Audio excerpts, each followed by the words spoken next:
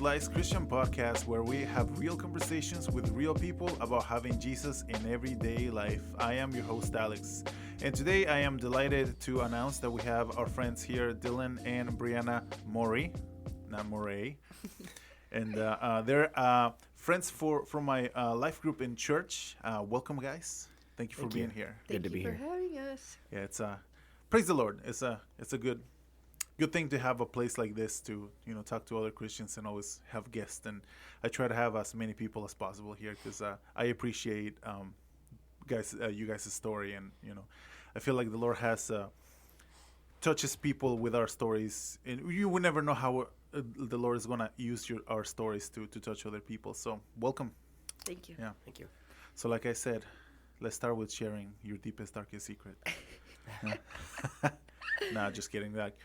Just let us know who you are. What are your passions, what you do, and how's your walk with Christ and how you got here. Who would like to begin? You can go. You want me to go? Yeah. Okay. I'll start I have first. to think. All right. So kind of going back when I was growing up, at a very young age, I kind of started playing music. My dad got me into drums when I was very little. Mm-hmm. Played that for a few years, and then I got kind of bored of it and started playing guitar. And through those years, I was also brought up Lutheran. So my mom is very religious, and she kind of brought me to church and kind of showed me kind of the ropes and got to meet a lot of the people there. I'm from Wisconsin Rapids, so that's where I was kind of born and raised, and didn't really know a lot about anything, and I honestly probably wasn't too, I guess, interested. I knew that there was something there, but didn't really know why I was there, why I was going, any of that kind of stuff, and started going into, I figured that it was like something that every kid like did. I didn't really know that, because I actually went like Sunday school and everything from a lot of kids that I went to normal school with. So I was just like, oh yeah, I just thought that everybody did it, and everybody just went to different churches and stuff. So like this is the norm. Everybody yeah, does it. Yeah. So didn't really know any better at that time or whatever, and started getting into like confirmation class and got confirmed, and then I was told, well, because it was at that time being a young teenager or whatever, where you're just like you want to do your own thing and whatever, you don't want to be forced to do anything. So I was told, well, if you get confirmed, you don't have to go to church anymore, and we would love you to keep going to church, but so. Do you want to break that down a little bit? Because I'm not familiar with how that works. Like I grew up Catholic. Oh, okay. And they had like we had confirmation as well. Yeah. But then that just it was like confirmation as confirming that you are like a child of God or something. I remember going through all of that, like catechism and all that, but then confirmation, but I didn't know what all meant. It's like, oh, you have to learn all this, and then they told us stories, but I'm like, what's the point of all this? Yeah. And then they threw you a party, and then that's it. Like I didn't know what that was. Right. Yeah. In a way, it's kind of like the same thing, Lutheran, but what I went through, it was like I think it was like 3 or 4 years where you go through different like levels and stuff like that, go through different parts of the Bible, and you earn like, not really earn, but like you kind of graduate each year or whatever. And it's only like during a certain time of the year. I think it's like during the school year is when you do it or whatever. But yeah, you just keep going, and as you get through it, you do like different like tests and quizzes and stuff on whatever you're learning about, and so as you kind of go through all of that, then you get confirmed, right? And then you go through the whole thing where you get up in front of the whole church, and kind of like walking down when you like graduate from high school, kind of the same thing is kind of like what we did. He's a saint now. Something like that. Yeah. So getting through all of that, and then being told that, oh, you don't have to go anymore if you don't want to, because like at that time I was really getting into like my guitar and everything, so I was like, every little second of my time I was spending on like learning music and what that was and everything. So like, as bad as it sounds, I was like, in a way, I was kind of putting Jesus like on the back burner, and I was like, never really thought of it at that time. But, kind of there was a little bit of time there where I was kind of back and forth, like, yeah, I want to go, then no, I don't want to go, yeah, I want to go, no, I don't want to go. And then we ended up getting a new, like, younger pastor, and he was all about, like, music and stuff too. And then he ended up actually bringing in, because before it was always like either organ or just a piano player that would be at the church. Yeah, kind of like old school. Yeah. It was more of like a traditional thing all of the time. But then when this younger pastor came in, he ended up, well, actually, it was him and his wife. They were both pastors. They would take turns and whatever. Yeah. But I started kind of talking to him, and he ended up wanting to put like a little worship band together. Yeah.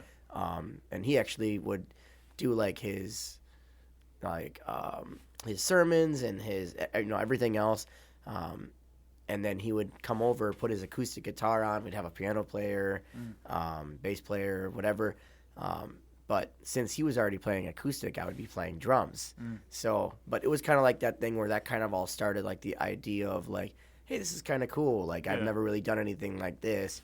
But that also got me to go to church again and start learning a little bit more.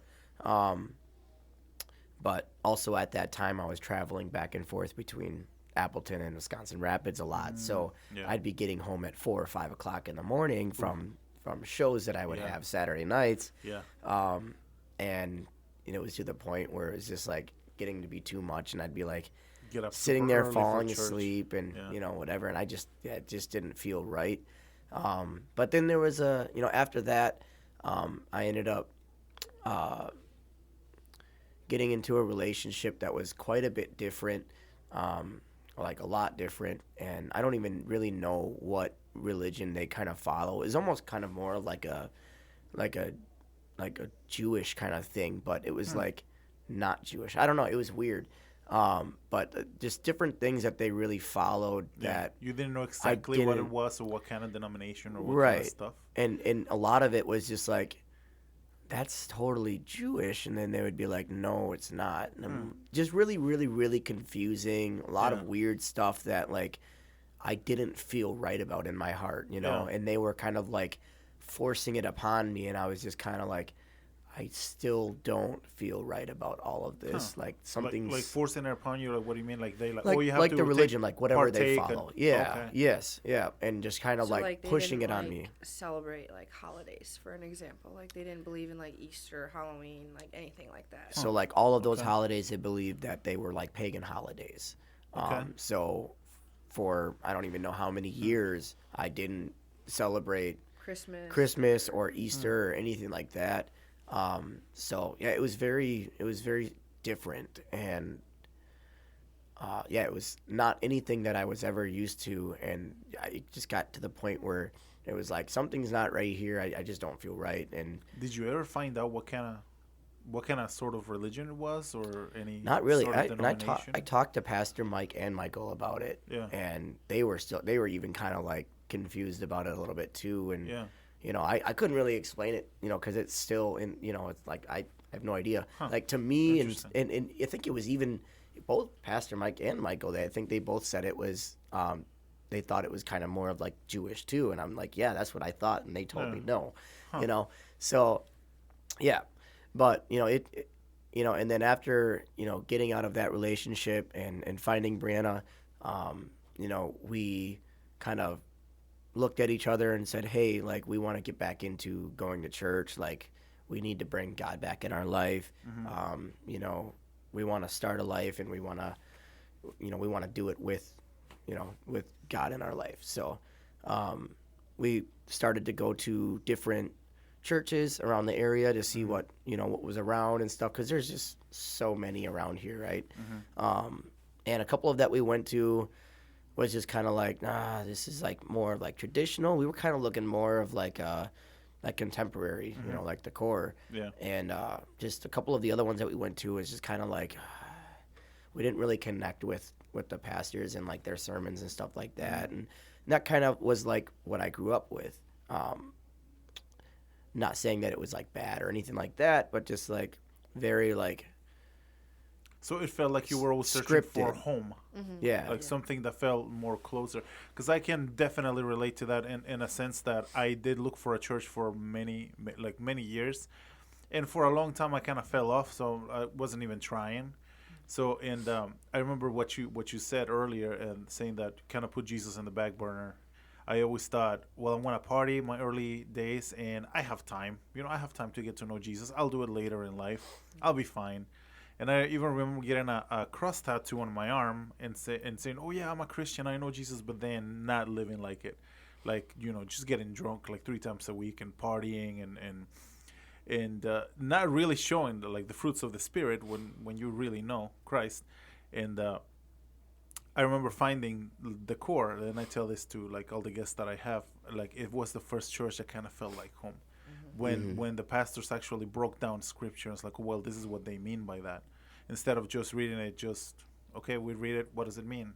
Okay, you just read it and follow this and go through the whole process, do to the kind of like a scripted theme or activities that you do in church and then get out. That's how God's is like, oh, Yeah. you came to church, okay, noted. Here's Right. your punch card. Like, come to church many times and then you get into heaven. Yeah. That's kind of how it felt. Yeah. Yeah, exactly.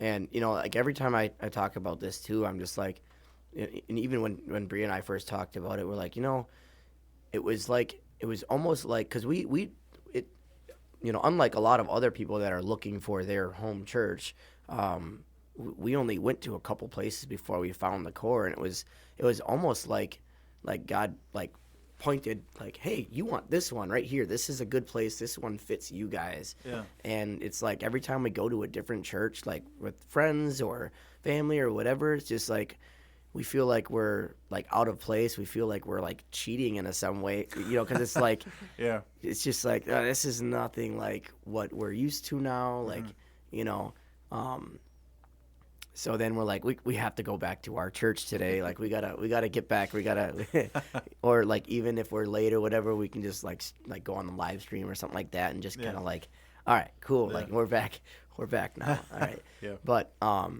yeah. So it was like almost like we were like literally like pointed like, hey, right here, go right here. This is your church. This is where you want to be. And it feels right. Yeah. It feels welcome. Like I'm really grateful for our church. It feels like a family. Yeah, exactly. When you go in there, everybody has smiles and they welcome you. They acknowledge that you're there, and I think that's huge. For I always think about. I listened to a podcast about people go like first time goers. Like let's say it's somebody who's been out of the church for a long time, and then they go for the first time, and then nobody looks at them. Nobody says hi. It's probable that he's never coming back, or he or she never coming back because what's looking for some relief or looking for hope, and then you go to a place where you get ignored. Doesn't feel right. So I really appreciate that in our church, that when you walk in, they look at you and say, hey, welcome, good morning, how's it going? I got this thing with this guy, this older guy, we always say shalom to each other, like shalom, shalom. Yeah. Yeah. Yeah, for sure. Oh man, I can't remember what I was gonna say now. It's fine. That's how it works. Yeah, I know. Yeah.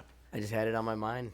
But Yeah, you were saying like the yeah. church isn't feeling like coming back, even though you went to a different one, and then you're like, yeah, let's go back, even if it's in the live stream. Or Yeah. Oh yeah. Now I got it. Like even when we bring like friends and stuff, sometimes like to the core, like they just really like it. They have nothing but good things to say, and they always felt or feel really welcomed whenever they come. We actually have a really good friend that has been going through a really, really rough time, started becoming like suicidal and all that kind of stuff. And without us even knowing it, like we went out and hung out with him one night and just had like dinner and, a drink or whatever with him. And he kind of confessed to us that he kind of broke down a little bit and told us what was going on, and said, you guys are going to laugh at me or whatever. And we were kind of like, what? No, we won't laugh at you. And he's like, so I've been kind of like wanting to pick up this church thing a little bit and whatever. And we're like, why would we laugh at you about that? And, because I don't even know if he knew that we were like Christians or not. I can't really remember if we've ever kind of said that to him. But anyways, like I felt like it was kind of, well, me myself, not speaking on Brianna's behalf, but I felt like it was my duty to kind of open my arms and kind of invite him into our church. Like, Yeah. hey, you don't have to if you don't want to, but like we go to a really awesome church. Everybody's amazing there. Like even any and everybody that you don't even know there, everybody's got an open arms. They all are very positive, and the energy is just great there. And I think that was like in the middle of the week or something like that, and he ended up wanting to come with us. So we brought him in that one day, and he was kind of. It was weird because it was like one of those sermons where Pastor Mike was talking a lot about like bringing your friends in or bringing your family in and stuff like that, Yeah. and then kind of towards the end, Oh, he it was during the best church experience. Yeah. yeah, it was series? like it was Okay. like a month or two ago. Yeah. And he was like talking about how the starting point was gonna have a pre-starting point class just to kind of get to know everybody, whatever. And I saw him writing some stuff down, and I didn't like really see exactly what he was writing down, but he was like writing some stuff down after he was talking about all that, and he was kind of like tearing up a little bit during the sermon that I noticed. And then as we were walking out, he kind of talked to Pastor Mike? It was Pastor Mike. Yeah, he was talking to Pastor Mike a little bit and kind of telling him, I think, a little bit what's going on in his life or whatever, and kind of got teary-eyed about it and everything. And him riding with us there, I gave him my keys and I said, hey, do you want to go to that starting point group and kind of see if this is what you want or whatever? And he's just like, would I be able to? Like, would you be okay with that? And I said, of course. Take my car and just bring it home whenever you're done. Yeah. And I think he was very like just almost brought to tears about it and everything. And yeah, I mean, he's been going ever since, and he's absolutely loved it. And he's brought his kids over there with him and everything too. And ever since he started to go there, he was like a different person now. He's like very, I don't know, he's happier. He's more positive. He's full of life again, because for a while he was very like down in the dumps and just negative about everything. And so I think it kind of opened his eyes a little bit, like, hey, there is more to life. And, I do have somebody there for me at all times. And so it was really cool to see all that kind of happen from, point A to point B to point C, and just see him become a different person and full of life again. So I like how you said that at first he felt like you guys were gonna shame him, and I feel like that's how we feel sometimes when we try to reach for help. Yeah. But anybody listening, do not hesitate to reach for help, because you never know. Like, there's a lot more good out there than you think. And I know, one of the biggest lies that the devil wants you to believe is that we're not deserving of love. But we are. Jesus says so. And he's got authority over everything. So, like your friend, finding love, and the perfect love casts out any fear. Like, the opposite of fear is love. And in love, there's no fear. And your friend getting to know that love of Christ, that and seeing that transformation, that's amazing. Yeah. Just taking that little step of being, what, I want to try this. And knowing that even you're never too far gone to reach for help. That's very important for you to know that no matter what's happening in your life, Christ is going to get you through it. Like, just put your trust in him. And in my experience in life, I'm always going to say this, because when you call on Christ, he's going to show up, because that's what he's done for me. Call on him and he will show up. So, yeah. Absolutely. So a little, I guess, my backstory. You're in for a ride Origin here. story. So I was actually, I was baptized Catholic and it was a very traumatizing experience for me. Actually, it was very weird. I remember it all to this day. Nothing like bad or anything, Yeah. but like You were baptized as a kid, or as yeah, I was like 3 years old, Okay. and so I'm sure you're familiar with it. Like Yeah. you get baptized with like 50 other kids on the same day. I was a baby, so I don't remember. Oh, okay. Yeah. Okay, yeah. So I remember it was Yeah. me and it was my 2 cousins, and then all of these other kids that I had no idea who they were. Yeah. And it was cool. I mean, it was an experience, I guess you could say. But being so young, my mother and father, they weren't like religious by any means. My mother was also baptized Catholic. She, I think, liked the idea of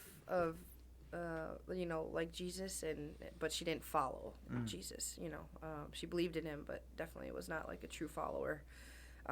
So my parents they split up like, I mean, fairly early. I mean, I think I was like 1 when they split up.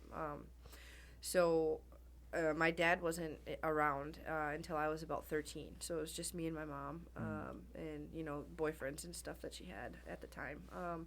So Jesus in our household was like non-existent, basically. So growing up, I didn't really know. Like I knew that Jesus was a thing, but I didn't know what he was or who he was or what it meant to have him in my life or anything like that. So a bunch of my friends, I think it was like 7th grade. It was like an after school thing. They're like, "Hey, do you wanna come to church with us? Like it's catechism." And I was like, "Sure." Like, what's that? Like I was like, "Oh, cool. I can go hang out with my friends." I didn't think anything of it. I didn't like take into consideration like what it actually was. So like we all walked to the dollar store and we got all these snacks and stuff, and then we walked to church, and they introduced me to the pastor and everything, and so we did that. I believe that was 7th and 8th grade, and we studied the book. I think it was like the Luther's Book of Catechism, I think is exactly what it was called.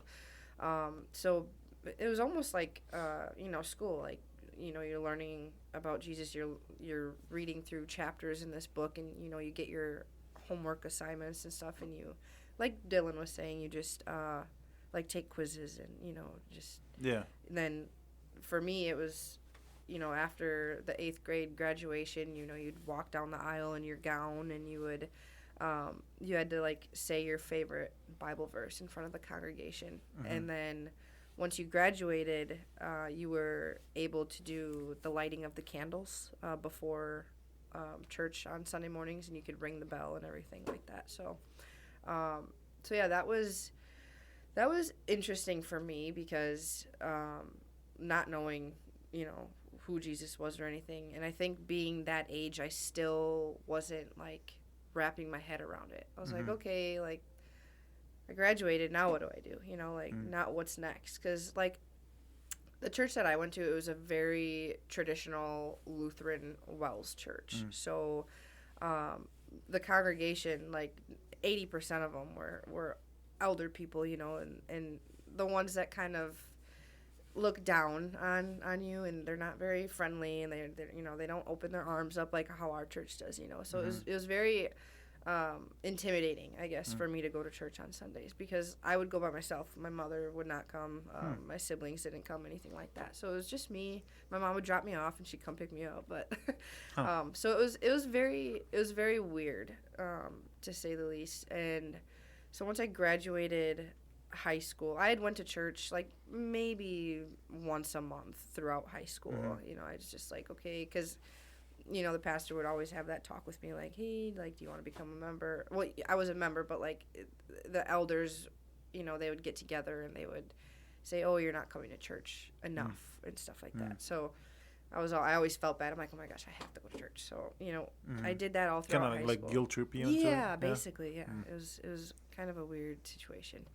But then I graduated high school, and I like completely stopped going to church. I had moved away from home, and I had went to straight out of high school, I joined the Marine Corps. So I was in the Marines for like 3 months, and I got medical discharge back home. I had issues with my ovaries and stuff, and that was considered like, what do they call it? It's an honorable discharge, but like for medical reasons. So like I never really like became a Marine yet. But anyway, so once I came home, like I was like so depressed because like that I was so set on that was going to be my life. Like I had been training for it since I was like 16, and you got to hang out with all of the Marines like in training throughout that time frame. So like I was just so set on like this is what I'm doing with my life. And when I got home, like I was like crushed because I'm like, well, now what? Like I didn't want to go to college. I didn't want to do anything. Like I just wanted to be a Marine. Yeah. And so Do you feel like you kind of failed? yeah, I was very upset with myself. I mean, and it wasn't like I quit or anything. It was just I just couldn't be there anymore. So I was like, well, what the heck? So then I ended up starting a job where my mom worked at a chicken factory, and I worked in production for about a year and a half, and then there was an opportunity to become an apprentice for the IT team. So I was like, oh, maybe I'll try this out. It's an office job. Maybe it's a little bit better than,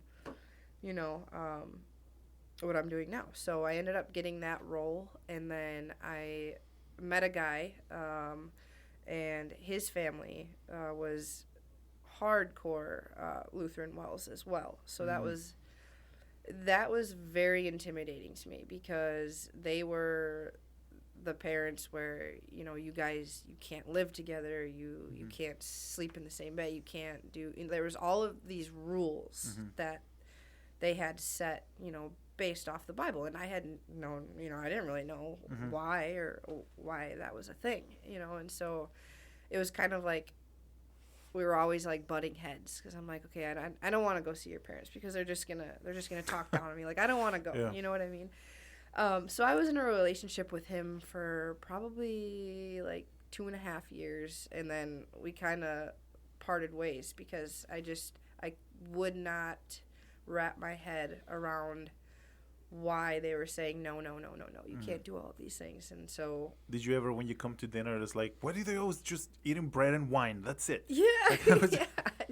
They're so hardcore. I know. And like I would have conversations with my mom about it, and she's just like kind of do what you think is best for you type of a situation. And at that time I was like, okay, well then I'm just not going to pursue this relationship anymore because I didn't want to see why they were saying all of these things, And so that was unfortunate on my end, but then I met Dylan, and we had gone through a very big like hardship, him and I, and like so the band that he's in, DJ is the owner of the band, right? And so him and his wife, they are non-denominational. They go to church in Oshkosh at Oak Brook. They're an amazing couple, and they are so inspiring. And so not even me, or not Dylan, myself, I like asked Amy one day, and I was like, how do you keep your marriage like so healthy and strong, and how did you guys make it this far, because they've been together for like 35 years, and I'm like, how do you guys do it? Because like Dylan and I were at like our breaking point, like we were like in a split and everything, and I was like, I don't know what to do right now, like I need advice, and I need advice from someone other than someone I'm familiar with, because sometimes they just tell you what you want to hear. Like I need the raw, like what do I do? Yeah, I need honesty. Yeah. So she just kind of sat me down, and she said, the only thing that I can tell you is if you want your relationship to work, you need Jesus, you need the Lord, you need him in your life, and he will fix it for you. And I was like, wow, like okay, I didn't know what that meant. I'm like, where do I start? Like what do we do? Like this is all new. And so you weren't like, no, but you're like right away you're like, I'm in. Yeah, I wanted, do this. like I knew that I wanted Dylan and I to work out, and so I was willing to do whatever to make it work. And so when she said that, I was like, okay, like let's go. Like what do we gotta do? Yeah. There was one. I'll add to that really quick. There's just that one point where her and I were kind of like brainstorming of like what do we do, like how, because we both knew, like she said, that we wanted to stay together and we wanted this thing to work, and we had all these plans and goals and everything else. And so we were kind of like, what are we gonna do? Like, we need to figure something out. Yeah. We need to figure something out fast because Yeah. things are not looking good. But I know that we can do it because I know things are there. Like, it's there. We just need to find ourselves. Yeah. And that's kind of when all of that came along. And I told her, like, hey, I'm willing to do anything, like whatever it takes, whatever we have to do, like we'll figure it out. Yeah. Wow.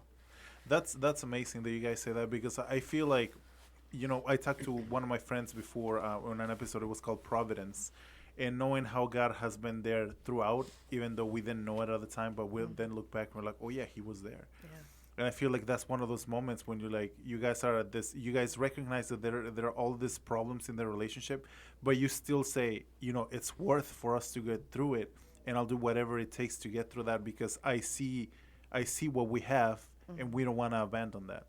Like, I feel like I was there at some point with my wife too. Like, we've been together for 12 years now, but we've been married for 2 years. And we did it, obviously 10 years before, and we even moved in at some point because, like I said that I knew Jesus, but I didn't know Jesus. So first, when we moved in together, we're like, okay, cool, and everything's gonna work out now. But I think we had more and more conflicts. To like not knowing Jesus, you just get more and more conflicts. Like, we say that we're okay, but we really are not, and we try to ignore it. We try to work it out. We try to be nicer to each other, and I feel like at some point we were too focused on pleasing the other that we started losing ourselves in the process. And that is not healthy. No, not at Because you have to know who you are in Christ so you can serve the other person. Yeah. And I don't want to turn the conversation back to me, but knowing Jesus and finding the church, and then knowing what love is through Him, that's when I decided, you know what, if I want to do this right, if I want to honor her, I need to marry her. Because to honor each other. Yes. Because this is the way God intended it to be. So that was one of the conversations that I had with a DJ specifically. We kind of sat down, and he's like, well, first, because Dylan and I had moved in like almost immediately, because I was living in Westfield. It's about an hour and a half away from here, and he had just gone through his divorce with his ex-wife and everything, and so he was living in Rapids at the time. So it was kind of crazy how it all worked out, and I'm a firm believer that God made it work out the way that it did. But his mother ended up selling her house and moving to Appleton.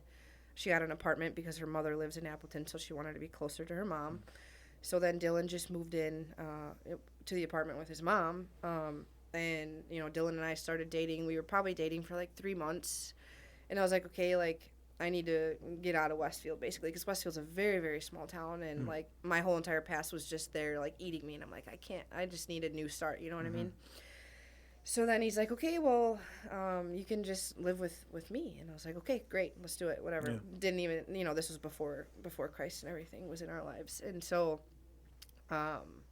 we were living together for like a year and a half before we found Christ again, and that was it was horrible, like you were saying, like you live together and you think everything's gonna be fine, and actually it wasn't fine at all. Like, it was actually pretty horrible.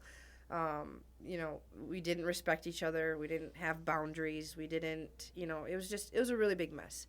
And so when we were talking with Amy and DJ, we've had multiple conversations with them on where to start or what to do, and DJ's first comment was, the sex has to stop, and you need to give that space to each other, like, you need to separate, basically.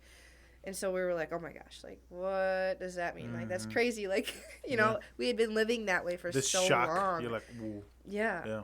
And so we kind of sat down, and I just took it all in, and I said, like, do you like see yourself marrying me? Like, do you see a future with me? Because, like, that's the route that I want to take, like, because we had, so during this time, I can back up a little bit, we had been looking for a church. This was all in the same time frame. So we had went to a few different churches, and like Dylan was saying, we just didn't feel like a connection. We didn't feel like Christ or anything in those churches. And so, I just kind of had that conversation with him. I'm like, do you see yourself marrying me? Do you see a future? Do you see, God in our lives? Like, we just had a really long conversation one night, and he said yes to basically everything I had asked. And I was like, okay. I said, well, then I think we should just do it then. Like, I think we need to just do it. We had found the core, and we both had our own meetings with Pastor Mike. And, I mean, he is the most inspiring person I've ever met in my life. He is just so amazing in every way possible. I can't get over it. If he ever left, I would follow him. I don't care where he went on the world. I would go with him. He's amazing. I just love him so much. He really opened our eyes, and Pastor Michael as well with Starting Point and everything. He really, they both have been really big mentors for us. But yeah, we stopped having sex. So that's my next point here for anybody listening that is going through this. You really, when you stop having that intimate connection with somebody, you will 110% find yourself, and I can say that, going off of experience. I think it was probably a 6-month time frame where we really took it seriously, and we're like, okay, we're going to follow the rules, so to say. I don't want to call it rules, but I mean you follow Jesus's words and stuff, and so that is the strongest our relationship has ever been. These last 6 months, we have been just happier, and our personal growth has gone so far. We've been able to plan out our personal futures as well as our future together. And we've also, I don't even know how to explain it really, but the feeling is just so great. I don't know if you want to speak on that at all. Not only stopping with that stuff, but also treating our bodies better with completely cut out alcohol. We started eating a lot better. We cut out sugar for I don't even know how long. We really watched. With our stuff. Yeah. We completely we started watching anything and everything. Whenever we go to the grocery store, we'd completely watch all of the fake ingredients and all the bad stuff. There was quite a while that we were just kind of really, really, really hardcore taking it serious and being like, hey, we want to treat our bodies better. We want to get back on track. Jesus says to take care of your body, and all that kind of stuff. It's the temple of the Holy Spirit. Yeah. So we were just really hey, if we're gonna do this right, we need to really follow the words, and we need to really, there was just so many aspects of our life, in that 6-month time frame that had changed. We did a complete 180, and people were really noticing that. And there was our band was are you guys okay? What's going on with you guys? You guys are not the same. They were all kind of mad at us for a little bit. Right. It was kind of weird. Especially me, because when I started in that band almost 5 years ago, I was just party. I used to think that, to be able to have fun, we have to just go get wasted, right? Yeah. Shots after shots after shots after shots, and just after party, anything and everything, right? And it got to the point where, and this was even before I met Brianna and everything too, where I just noticed that I was drinking so much, and there were times where I would end up at my house and not even remember how I got there. And that was when that was at the time where I'd be driving from Appleton or wherever my show was, going all the way back to Rapids, which was at least an hour and a half drive. So there's times where I wake up in the driveway in my car, and I'm like, how did I get here? And my heart starts pounding, and I'm like, whoa. The grace of God, brother. Yeah. So there was so many times where I was just okay, I'm done. I can't do this anymore. I whatever. And then that's kind of at the same time, that's when I met Bree too. And but we still kind of a little while we're drinking a lot and stuff. That's because we just met, and our band was still doing a lot of that and everything and whatnot too. But at that same time, when we started kind of slow down and stop, because we were trying to figure our stuff out and everything, and that's when everybody was kind of hey, what's going on with you guys? And especially me, they're like telling me that I'm not very fun anymore and I'm not whatever, and I'm just like, Yeah. I'm sorry, I'm just trying to figure my life out. Like Yeah. like we are trying to figure our lives out. Like Yeah. we're trying to figure out like how can we have fun without all of the bad stuff, you know? Which is really an odd thing to say, because like it's really sad that the standard to have fun is alcohol and Yeah. drugs and party. Like Yeah. you can't just go out and just have fun with friends anymore. Like you have to do all of this stuff, and Yeah. it's just like, wow, like It's that's like, why do I need to crazy. get stupid Right. in order Right. to have fun? Yeah, Right. Like- these yeah. And when we first completely cut out alcohol and everything else, what was that, back in like August? It was last year in Something like August, that. yeah. We were kind of, at first we'd kind of always look at each other and like be like, how do we have fun? Like what are we It supposed was so weird. what are we supposed to do? Yeah, what do we? But then what you do know we do now? exactly. We would literally look at Yeah. each other. We'd be and like we're kind of like we feel so out of place. Like we Yeah. would go to Yeah. like the normal like nightclubs or like dancing or whatever like we would normally do, and all of Yeah. our friends around us are all drinking and everything, and we're kind of like, this is weird. Yeah. yeah, this is Yeah. really strange. Like, should we just leave? Like, It's so. but we don't it's want to so be bad amazing, friends like- and stuff too. But Yeah. they're also Yeah. like looking at us like, hey, Yeah. do you want a shot? And we're just Yeah. like, no. No. Not really. You know, No, yeah. so it's really, especially like being in the band too, where you have people like constantly bringing the whole band shots and like everything else, and And then they get Yeah. mad at you because Having- you're not taking them, and it's like, oh my gosh, and it it's just never ends. it's so hard to have that like the ability to Yeah. have the authority to be like Yeah. no, to say Exactly. no, right?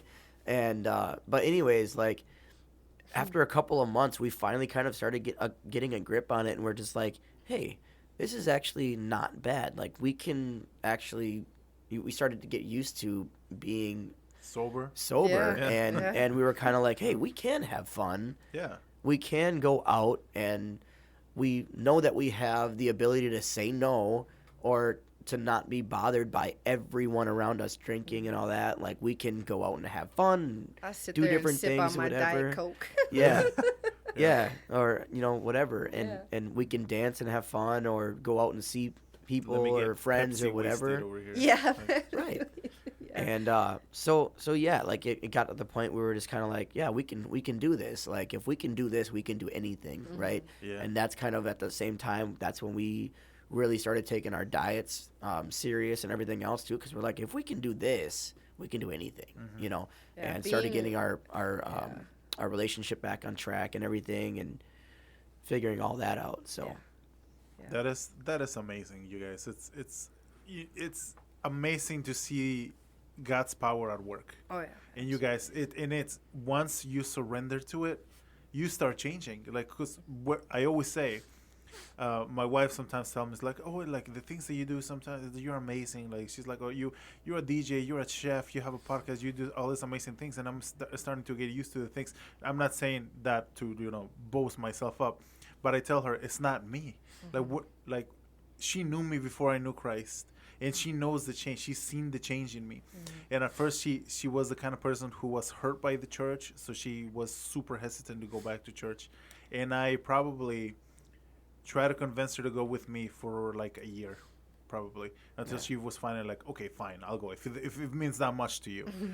But at first, she was like, I'm not sure about that. But then I feel like slowly she's starting to see the truth, like who Christ is. And who people are in him, and the change that does in our lives, and for the good, for the better. And I always tell her, if you have any doubts that Christ is real, look at my life. Look what he's done with me. Like there's no possible way that all these changes in my life came from me.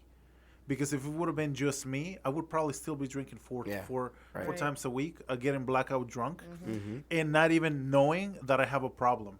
Because when I did that, I was like, I don't have a problem. I'm not an alcoholic. Yeah. And I just party. I just like to have fun. And how much money I wasted, Oh, getting yeah. wasted. yeah, Yeah. it's crazy. Yeah, Very that expensive. part of it. Yeah, I can kind of relate to that too, where back when I was talking about like the nights that I would randomly wake up and not know how I got there or whatever from all the drinking that I was doing and stuff. If it was myself, I wouldn't have noticed that.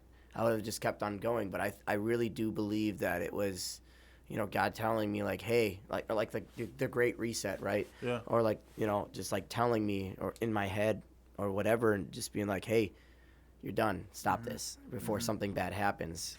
You start feeling that conviction in your heart. You're like, maybe I should stop felt doing like this. really guilty almost, like really guilty and really like eye-opening, right? Yeah, like, you kind of feel dirty. something's not right here. Yeah, exactly. Very dirty, Yep. That's exactly how I felt. I like that you just said that. I remember this like it was just yesterday. There's this annual show that we do in St. Cloud, and I had just gotten like obliterated, like blacked out, like the worst I have ever been ever in my life at this show, right?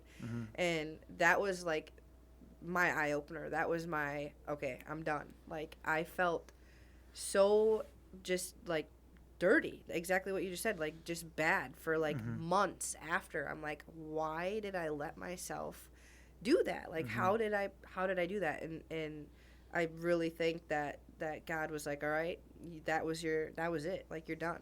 Like what Dylan was saying, you're done. Like you need me. And that was kind of the time where we had started searching for churches and everything. And so I really think that he definitely said, okay, no more, come find me. I think he created that path for us. Yep. So. And going along with all of that, and just coming to the core all the time now, and just listening deeply into Pastor Mike's sermons and stuff, and just really thinking and taking it all in. Like, it was weird because it was like almost every Sunday, like every sermon was like directed at towards us. Yeah. It was so that's what it felt like anyway, but obviously it wasn't, but it was like, like, have they been spying I on know. me? yeah, exactly. It was like for like at least like 6 months. I swear it was like every Sunday. We're Every like, how do Sunday. they know our lives? Like why well, this is we towards knew us. that it was not, it was indirect, right? No, it was I not know, right, directed right. towards us. It's but direct. but God at the was same speaking time, it to was you just guys. like it was Yes. like, whoa, like we would look at each other and be like, that's like what was going on in our lives, and like Yeah. something's going on here. This is just strange. But it really, really, really, really, really 110% helped us out because the way we started seeing life differently, we started really thinking about different things, and just like the way that we were doing things, and just crazy.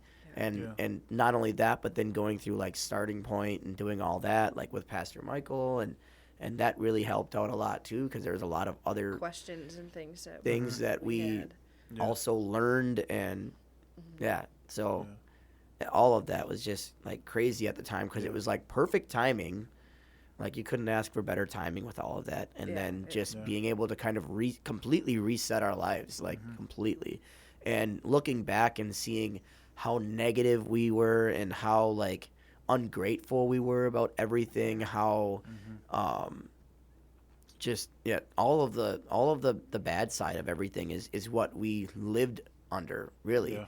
And it's like now and it's like now, like thinking about it, it's like, wow, like we really did 180 from everything, and we've been learning how to be content with what we have, and that's like one of the hardest things that we I think have endured so far, is learning to be content, because we're always like, oh, we need this, we need this, we need this, we need this, and it's like the anxiety of the world. and we're like, wait a second, no, we have what we need, we have what Jesus wants us to have, like it's okay, we're fine, we don't need anything, And I think one amazing thing about being in this band is every year we take a trip to a different country, and the last 3 years have been Mexico, and then this year was Punta Cana.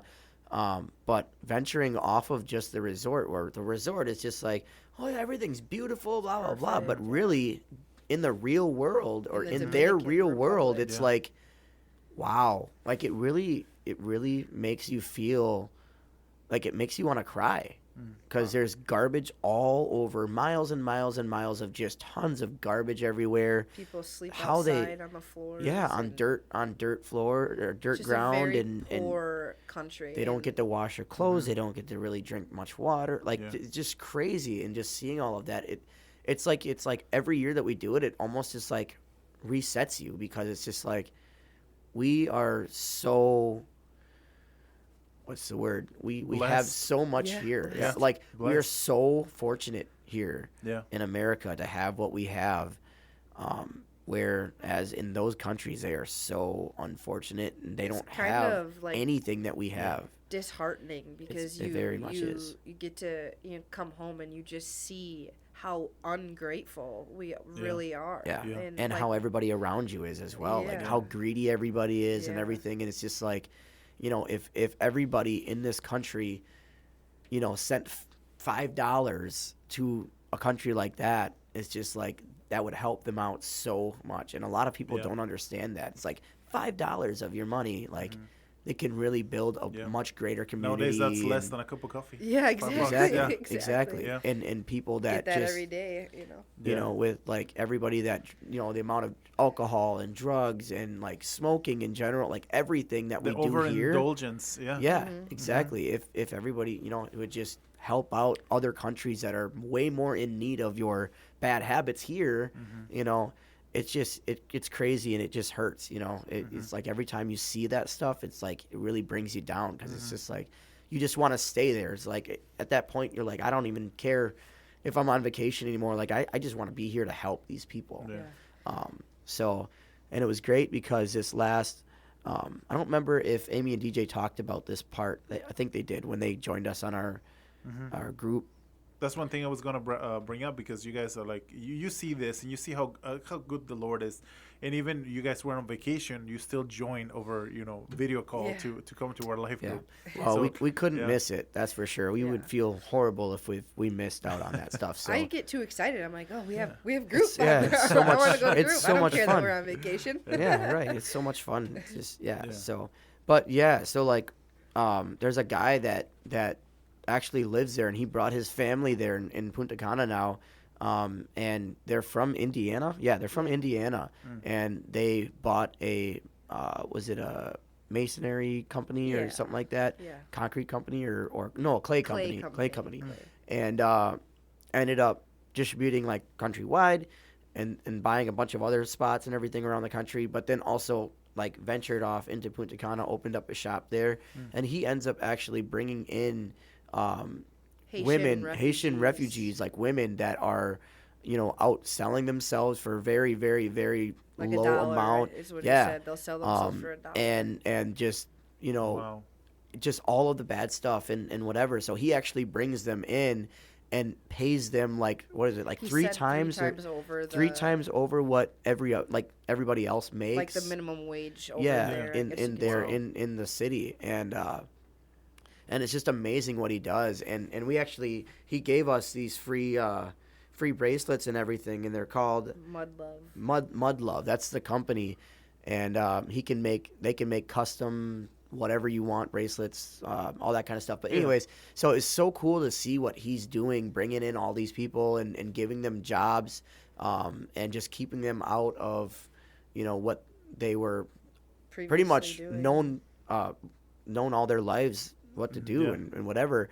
And they make all these beautiful like bracelets and jewelry and everything else there, and it was just very amazing to see that we have people like that in this world that Doing God's work. that for yeah sure. yeah, exactly. And it's just like, we were our band, we were gonna get together with him and kind of make merch and stuff like that with him, and so we can Spread and his word do that. more. And not only all of that, but also the drum kit or the drum set that we ended up donating to the school that was right next door to where that guy's shop is.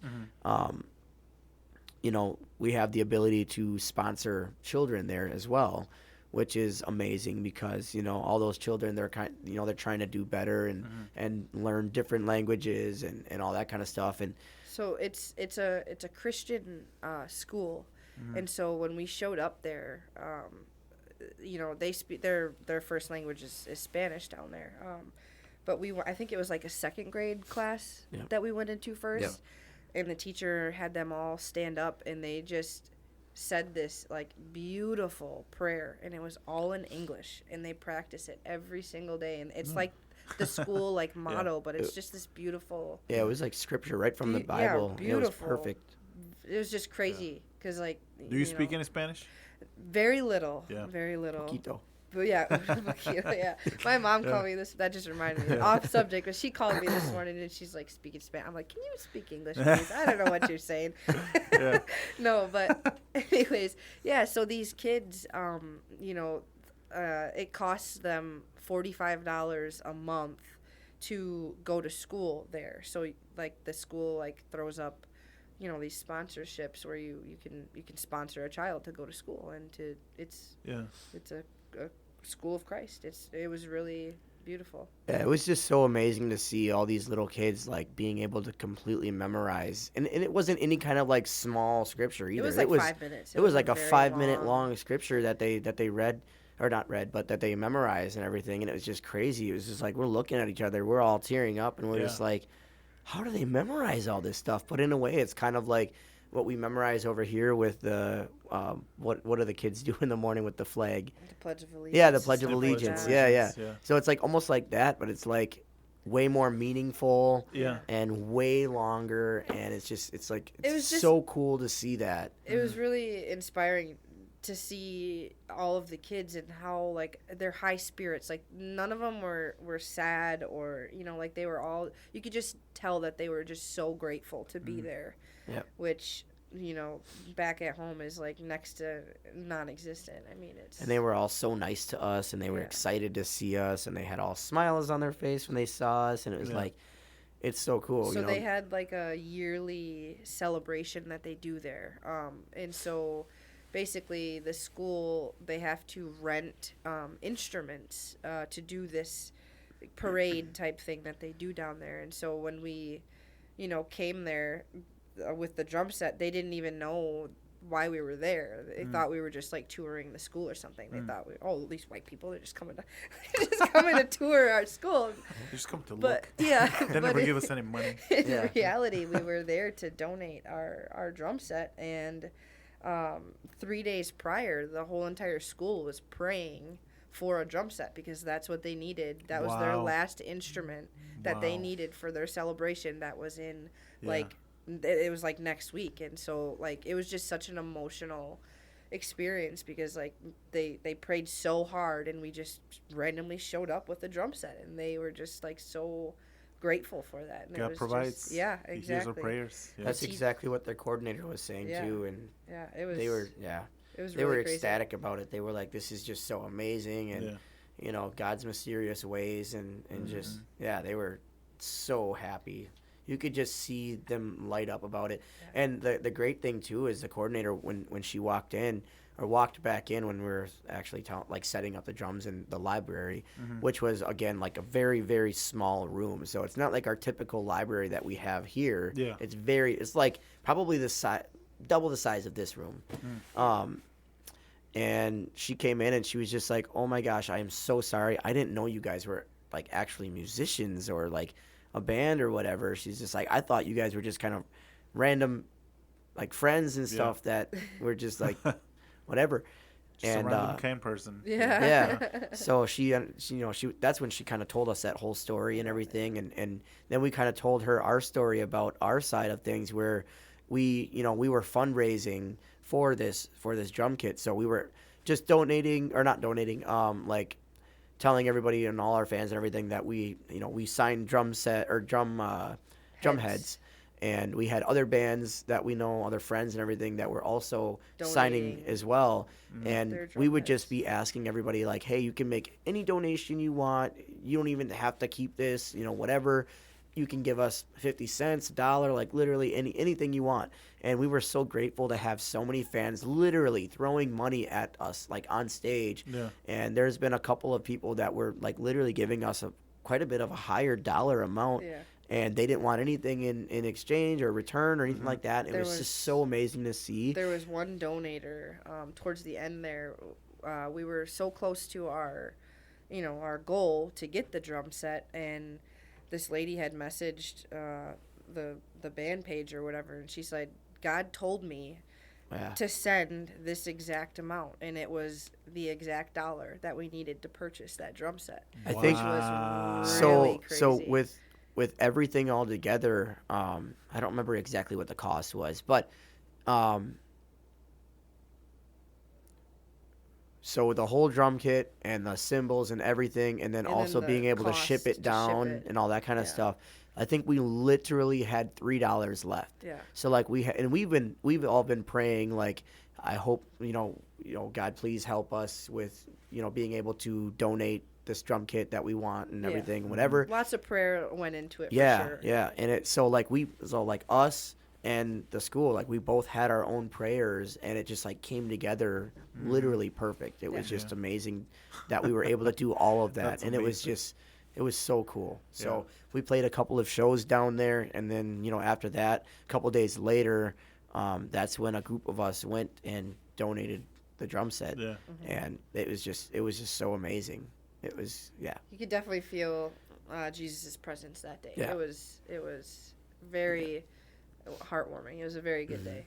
I was so glad I was able to experience that. Like I didn't say like a word the whole time because I was just like trying to take it all in. I'm like, oh my gosh, like this Yeah. is just so insane. Yeah.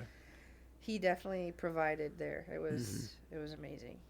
I love how the Spirit allows us to see that and the people in need. Because I remember going to Vegas. We went last year. Our boss, our DJ boss, took us all DJs to Vegas for 3 days. And at first, I've never been like a fan of that kind of lavish lifestyle. I mean, if it would have been me 10 years ago, I would have been like, yeah, let's go to Vegas and get drunk. But I went there with an open mind because I know what Vegas is all about. We all know what Vegas is Yeah. all about. Yeah. So we went there, went to Fremont Street. It's pretty cool. You see like the LED lights and the lively. There's bands playing. There's DJs, and that was pretty cool and everything. But then you have the Vegas experience, the Vegas Strip, and all that. But then just like a few streets away from that, you have a lot of homeless people, and a lot of people that are suffering. And I feel like without the Spirit of God, we would just look at them and be like, "Oh, we don't want them over here. Like that's gross. Let's keep them away."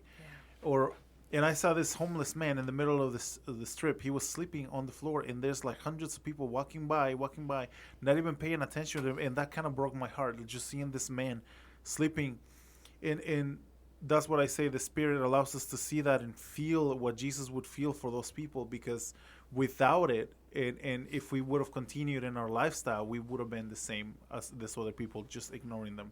It's like, ew, what is he doing here? Like, just get him out of here. And there's a lot of people living underground in Vegas, and it's just sad to see. And if everybody just gave a little bit, we would be able to help them out. Yeah. Not even just financially, but also psychologically. Just like your friend in the beginning that you were sharing, just show them a little love. That changes a lot of people.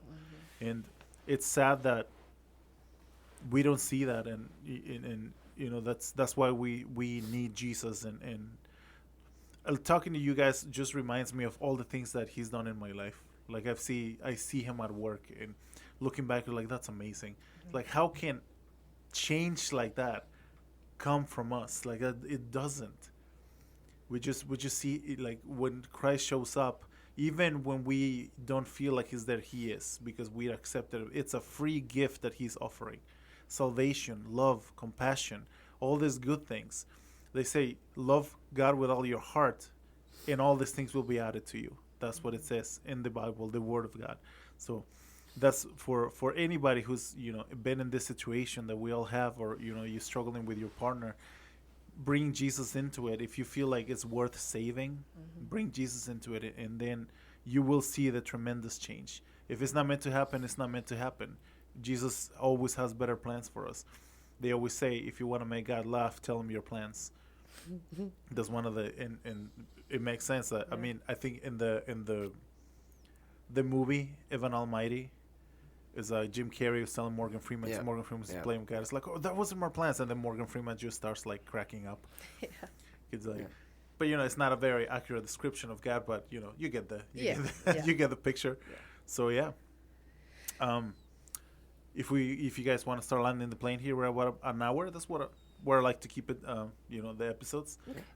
Any final thoughts you guys have to somebody who's going through the same and feels like there's no hope, but they are willing to do what it takes? What would you guys tell any of those people?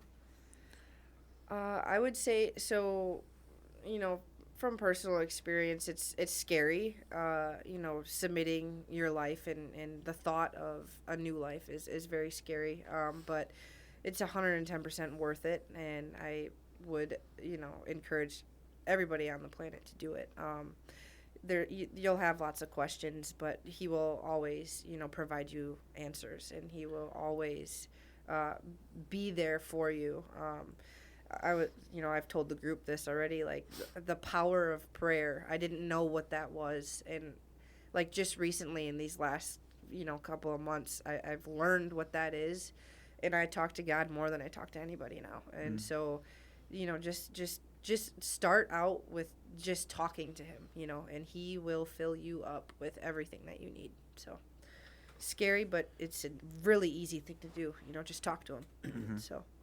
I'd like to say that the grass is greener on the other side with Christ in your life.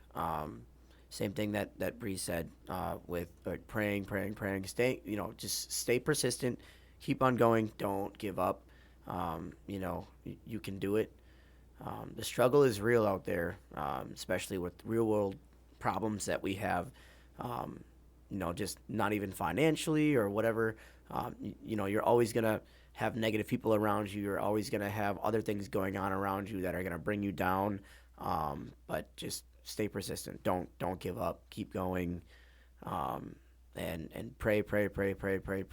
Submit yourself to God, and always talk to him. Always tell him what you're going through. Tell him your thoughts. No matter what your emotions are, no matter what your struggle is, no matter anything, always talk to him. 110% of the day if you have to. If you don't have any other friends, you don't feel loved by anybody, you don't talk to anybody, he's always there. Always talk to him. Amen. I love that. Thank you guys. That's a perfect way to end the podcast. Thank you guys for being here. It's amazing. Praise the Lord. Thank you guys. It's always good to make new friends in Christ, and I feel like in Christ all your relationships are going to be 100% better, and there's honesty, and there's a lot of distrust out there, but in Christ makes everything new, and he will give you a new heart. So thank you guys for being here today. Yeah, thank you for having us. It was fun. Yeah, I love it. Well, thank you everybody for listening, and I will see you next time.